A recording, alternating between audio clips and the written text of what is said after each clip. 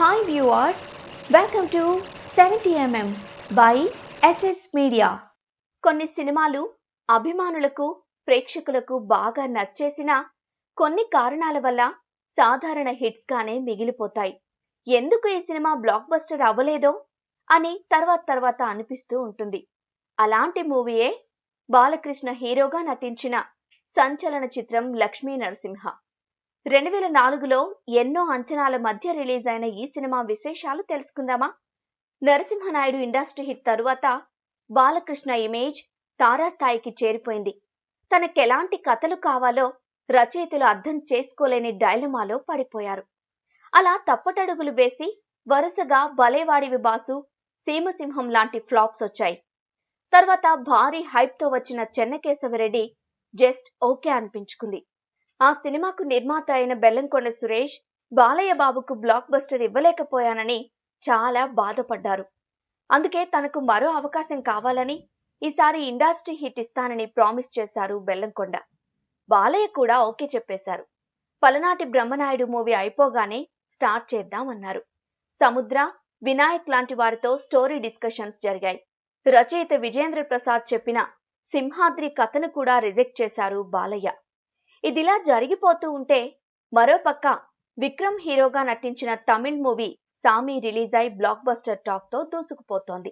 Chiranjeevi Ramana movie remake చేస్తుండటంతో మిగతా హీరోలు, నిర్మాతలు కూడా తమిళ్ మూవీస్ పై దృష్టి పెట్టారు.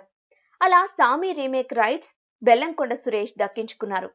బాలకృష్ణకు స్పెషల్ షో వేస్తే ఆయన కూడా ఓకే అన్నారు.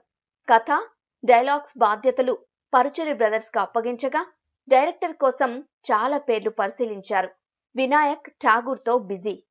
నెక్స్ట్ ఎన్టీఆర్ మూవీ ఉంది, అందువల్ల కుదరలేదు. రవిరాజా పినిశెట్టి, భీమనేని శ్రీనివాసరావు లాంటి రీమేక్ ఎక్స్పర్ట్స్ ని కూడా అనుకున్నారు. అయితే ఈశ్వర్ తర్వాత పెద్ద హీరోల చుట్టూ తిరుగుతున్న జయంత్ అనూహ్యంగా ఈ ఆఫర్ చేజిక్కించుకున్నారు. రీమేక్ చేయకూడదని అనుకున్నా బాలకృష్ణ లాంటి మాస్ హీరోని డైరెక్ట్ చేసే ఛాన్స్ వదులుకోవడం ఇష్టం లేక సామి రీమేక్ పనుల్లో పడిపోయారు జయంత్. బాలకృష్ణ బాడీ లాంగ్వేజ్ కు తగ్గట్టు కొన్ని మార్పులతో కథా స్క్రీన్ ప్లే సిద్ధమైపోయింది. ఈలోపు పలనాటి బ్రహ్మనాయుడు రిలీజ్ అయి ఫ్లాప్ అవ్వడంతో ఈ సామి సినిమా మీద ఇంకా కసితో వర్క్ చేయసాగారు. హీరోయిన్ గా శ్రియ, బాలయ్య చెల్లెలిగా మీరా జాస్మిన్ అని అనుకున్నారు. అయితే శ్రియ ప్లేస్ లో తర్వాత ఆసిన్ హీరోయిన్ గా ఎంపికైంది. విలన్ గా ప్రకాష్ రాజ్, మ్యూజిక్ డైరెక్టర్ గా మణిశర్మ. ఇలా క్యాస్ట్ అండ్ క్రూ ముగించుకుని 2003 జూన్ 10న అఫీషియల్ గా సినిమాని ప్రకటించారు. ముందు ఈ సినిమాకు అనుకున్న టైటిల్ నరసింహస్వామి. పరుచూరి వెంకటేశ్వరరావు గారు లక్ష్మీ నరసింహ అనే పేరుని సూచించగా అదే ఓకే చేశారు. 2003 జూన్ 25న రామనాయుడు స్టూడియోలో ఓపెనింగ్ జరుపుకున్న లక్ష్మీ నరసింహ జూలై 14 నుండి రెగ్యులర్ షూటింగ్ ప్రారంభించుకుంది.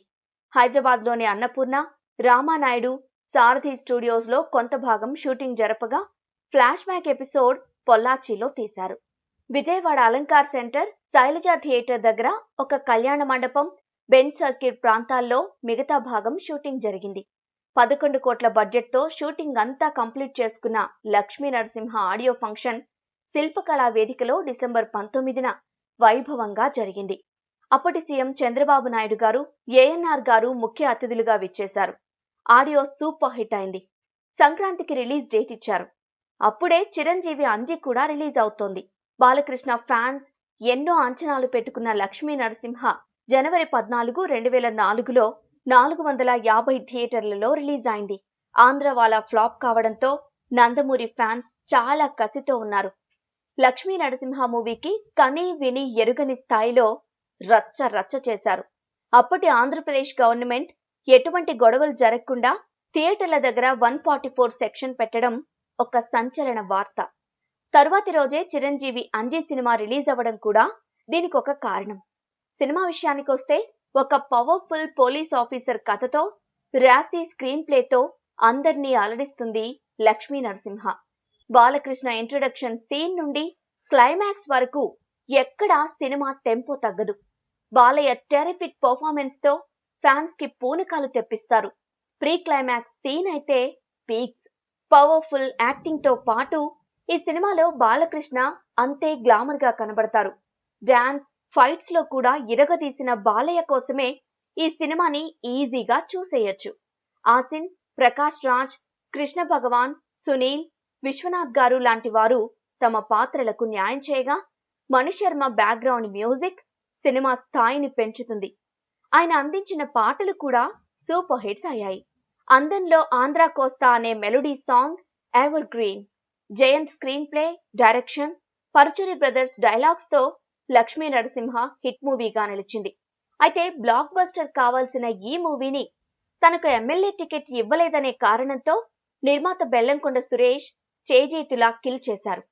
50 రోజుల సెంటర్లలో రికార్డు సృష్టించి మంచి కలెక్షన్స్ తో రన్ అవుతున్న మూవీని దాదాపు 150 కేంద్రాలకు పైగా తీసేశారు. దీనికి నిర్మాత నిర్లక్ష్యమే కారణమని అప్పటి బాలయ్య ఫ్యాన్స్ గొడవకి దిగారు.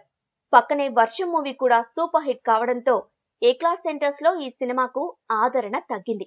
అలా సంచలనాలతో మొదలైన లక్ష్మీ నరసింహ ప్రస్థానం కేవలం ఒక నార్మల్ హిట్ గా ముగిసింది.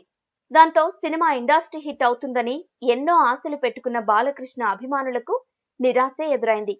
ఈ సినిమా రన్ ఎలా కిల్ అయినా వారికి మాత్రం Lakshmi Narasimha one of the favourite movies. ఇక లక్ష్మీ నరసింహ బాక్సాఫీస్ విషయానికొస్తే అత్యంత భారీ స్థాయిలో 450 థియేటర్లలో రిలీజ్ అయిన ఈ సినిమా మొదటి వారం 10 కోట్ల షేర్ కలెక్ట్ చేసింది. ఫస్ట్ వీక్ 10 కోట్ల షేర్ వసూలు చేసిన మొట్టమొదటి తెలుగు చిత్రం ఇదే. దాంతో ఇండస్ట్రీని షేక్ చేసే మూవీగా నిలబడుతుందని అంతా అనుకున్నారు. దానికి తగ్గట్టు 277 కేంద్రాల్లో 50 రోజులు ప్రదర్శించబడి ఆల్ ఇండియా రికార్డు సృష్టించింది.